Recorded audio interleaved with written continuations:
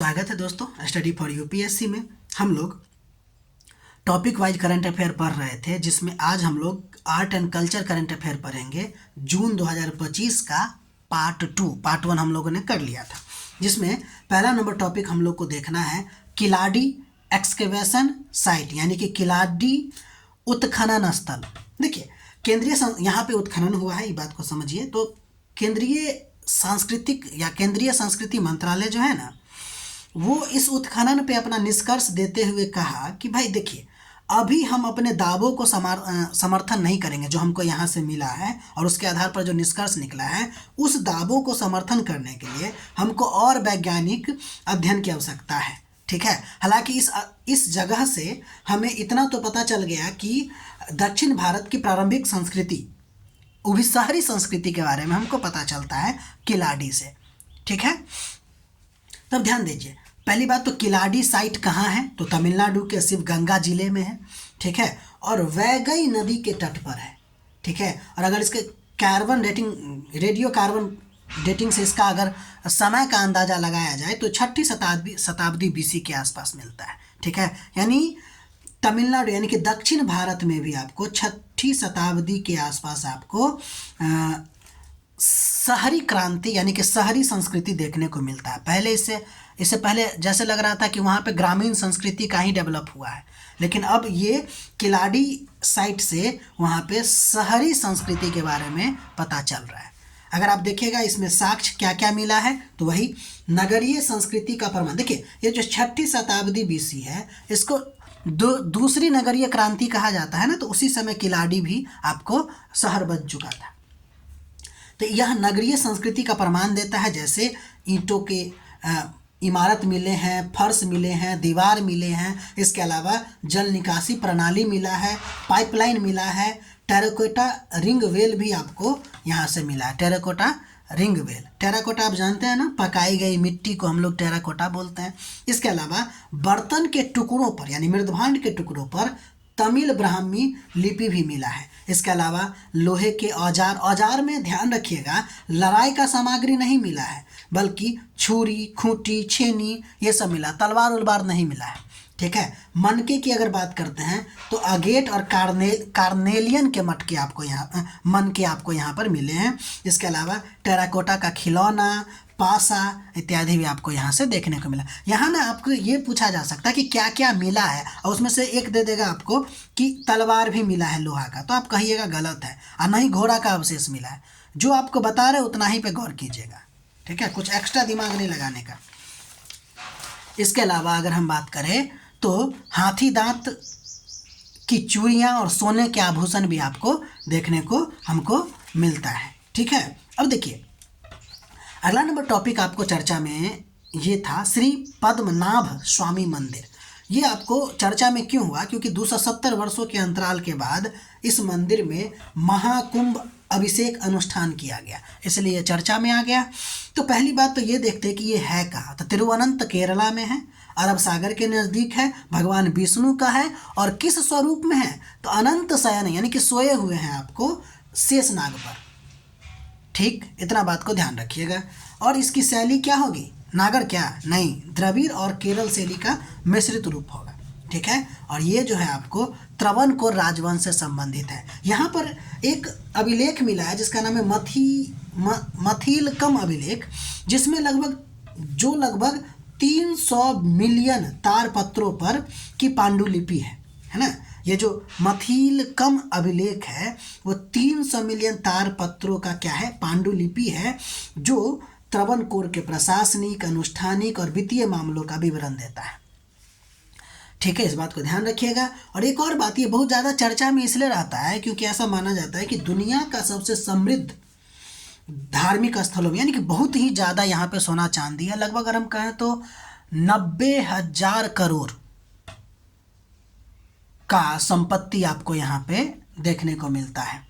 ठीक है, हालांकि अभी तक मतलब यहाँ पे कुछ तहखाना है ABCD नाम से, जिसमें B पर अभी विवाद है। ठीक है, और कहा जाता है इसमें B में बहुत ज़्यादा सोना होगा।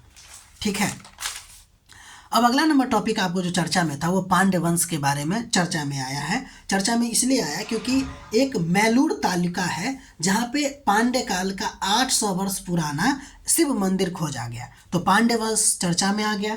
तो पहली बात तो ये देख लीजिए कि पांड्य वंश जो है उसका मुख्य क्षेत्र आपको दक्षिण तमिलनाडु पड़ता है, जिसका समुद्री क्षेत्र आपको कोरकई, ठीक है, इसकी राजधानी मदुरई हुआ करती थी।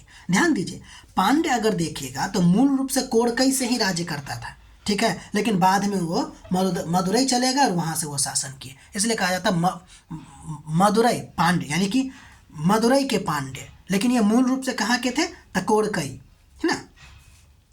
तो इसका ये मतलब नहीं हुआ कि मतलब कोरकई छोड़ दिया वो, यानी कि यहाँ पे अपना राजधानी बना लिया और ये इसका बंदरगाह बन गया, ठीक है। कालखंड की अगर बात कीजिएगा तो ये लगभग 3 कालखंड में हमको देखने को मिलता है। एक तो प्रारंभिक काल जिसमें 300 BC से 300 CE तक, उसके बाद मध्यकाल में फिर से ये उदय होता है 6वीं शताब्दी से 13वीं शताब्दी के बीच, और फिर पुनरुत्थान काल होता है 13वीं शताब्दी के बाद, चोल के पतन के बाद, ठीक है ना। इस बात को ध्यान रखिएगा। आपको पता नहीं कि संगम एरा का अगर इसके प्रमुख शासक की बात कीजिएगा तो प्रमुख शासक में आपको नेंदुचेलियन, उसके बाद कंडुगोन, मरवर्मन सुंदर पांड्य और मरवर्मन कुलशेखर पांड्य, ये सब इसका नाम है। इसमें ये एक ज़्यादा इंपॉर्टेंट है, इस बात को ध्यान रखिएगा। अगर इसकी प्रशासन व्यवस्था देखिएगा, यानी प्रणाली कैसी थी, तो राजतंत्रात्मक शासन प्रणाली थी। और स्थानीय प्रशासन में अगर आप देखिएगा तो एक इम्पोर्टेंट बात ये है कि मंदिर केंद्रित प्रशासन था यहाँ पे स्थानीय में, ठीक है, स्थानीय प्रशासन में। इसके अलावा व्यापार के तौर पर देखिए तो ये रोमन साम्राज्य से व्यापार करता था, समुद्री व्यापार, जिसमें मोती का व्यापार बहुत ज़्यादा फेमस है। इसके अलावा मसाला, वस्त्र, हाथी दांत का भी व्यापार किया करता था, ठीक है। अगर पांड्यों की राज्य चिन्ह की बात कीजिएगा तो मछली हुआ करता था उसका, यानी कि उसके वंशावृत्ति का जो चिन्ह था वो मछली है, ठीक है। एक पुस्तक है पेरिप्लस ऑफ द एरिथ्रियन सी, इसमें आपको पांड्य साम्राज्य को पांडी मंडल कहा गया है। क्या कहा गया है? पांडी मंडल। और इसका क्षेत्र केवल मतलब भारत तक ही सीमित नहीं था। अगर उस समय के अधिक देखें तो कलिंग तक, फिर तमिलकम से कहाँ तक चला गया था, तो कलिंग तक, कलिंग से तेलुगु क्षेत्र में भी, और श्रीलंका में भी आपको यह अपना क्षेत्र को विस्तारित कर लिया था, यानी कि श्रीलंका वाले क्षेत्र को भी जीत लिया था। इस बात को ध्यान रखिएगा। अगला नंबर टॉपिक जो आपको चर्चा में था वो है आपको खीर भवानी मंदिर। देखिए, खीर भवानी मंदिर चर्चा में रहता ही है बार बार, इसलिए यहाँ पे आपको बता दिया गया है। कश्मीर घाटी में, जम्मू कश्मीर में है ये, और यहाँ ये ना एक तालाब के ऊपर बना हुआ है। इस बात को ध्यान रखिएगा, प्राकृतिक झरने के ऊपर स्थित है, ठीक है। यहाँ पे देवी का रूप कौन सा है, तो देवी का रूप है माता रागन्या देवी, जो देवी दुर्गा का अवतार मानी जाती है, और कश्मीरी पंडित समुदाय की एक प्रमुख देवी हैं ये। कौन? माता रागन्या देवी। देखिए, यहाँ पर एक मेला या उत्सव मनाया जाता है जिसका नाम है खीर भवानी उत्सव, और इसीलिए इनका नाम, यानी कि यहाँ पे ना दूध और चावल का एक मिठाई चढ़ाया जाता है, इसलिए इसका नाम पड़ गया खीर भवानी मंदिर। देखिए, मंदिर का निर्माण की अगर बात कीजिएगा तो डोगरा शासक जिसका नाम है महाराजा प्रताप सिंह, इन्होंने ये इस मंदिर का कहा जाता है पुनर्निर्माण करवाया या निर्माण करवाया, ठीक है। इसकी एक लोक मान्यता ये है खीर भवानी की कि अगर जल का रंग बदले, यानी कि तो यह अशुभ का संकेत होता है। अगर जल साफ रहे तो शुभ, और अगर जल बहुत ज़्यादा गाढ़ा होने लगे तो इसका मतलब है ये अशुभ, कोई आपदा का सूचक होता है ये सब, ठीक है।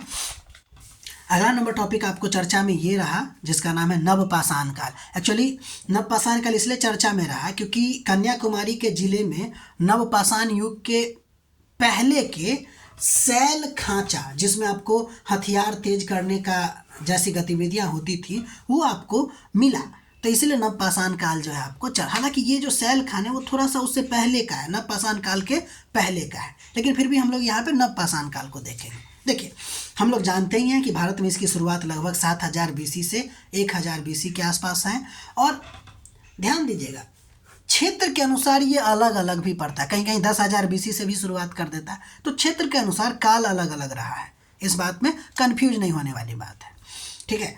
अगर देखिएगा इसकी सबसे अच्छी पहचान क्या है, सबसे अच्छी पहचान है कृषि की शुरुआत और अस्थायी जीवन की शुरुआत। देखिएगा तो इस समय मानव में बहुत बड़ा परिवर्तन आता है। मानव जो शिकारी एवं खाद्य संग्राहक हुआ करता था, शिकारी एवं संग्राहक जीवन था, अब वो अस्थायी जीवन जीने लगा। पशुपालन का शुरुआत करने लगा, मृदवान बनाने के लिए चाक का प्रयोग करने लगा और धीरे धीरे परिवार प्रणाली और सामुदायिक तौर पे लोग ज़्यादा संगठित होने लगे। ठीक है, ये परिवार प्रणाली का विकास आपको नवपाषाण काल में ही देखने को मिलता है। एक सबसे इम्पोर्टेंट बात जहाँ पे हम लोग फंस सकते हैं, देखिए अगर आप ओवरऑल पूरे विश्व में देखिएगा तो नवपाषाण काल की शुरुआत सबसे पहले मध्य पूर्व के अर्धचंद्राकार क्षेत्र में हुआ था, मध्य पूर्व में हुआ था। ठीक है, इस बात को ध्यान रखिएगा। मध्य पूर्व के अर्धचंद्राकार क्षेत्र जो बहुत ज़्यादा उपजाऊ था वहाँ पर हुआ था। बाद में ये विश्व के अनेक भागों में फैला। आप ये कह सकते हैं भारत में भी, यानी कि पहले वहीं पर मध्य पूर्व में ही आपको नवपाषाण काल की शुरुआत होती है, उसके बाद वो विश्व के अनेक भागों में फैलता है। लेकिन यहाँ पे समझने की बात ये है कि जब वहाँ से फैला ये सही बात है, लेकिन भारत में अगर देखिएगा, भारत जैसे देशों में तो इसका विकास स्वतंत्र रूप से भी हुआ है। फैलने का मतलब क्या, वहाँ की कुछ बातें यहाँ भी मिलना, लेकिन स्वतंत्र रूप से विकसित होने का क्या मतलब कि यहाँ की संस्कृति और वहाँ की संस्कृति में बिल्कुल भिन्नता है। ठीक है, तो कन्फ्यूज नहीं होइएगा इस बात से। ठीक है, तो ये आपको जून का आर्ट एंड कल्चर खत्म हो गया, उसके बाद जुलाई अगस्त अभी चलेगा। ठीक है, मिलते हैं हम लोग अगले वीडियो में। अगर हमारा प्रयास अच्छा लग रहा है तो लाइक कीजिए, शेयर कीजिए, सब्सक्राइब कीजिए।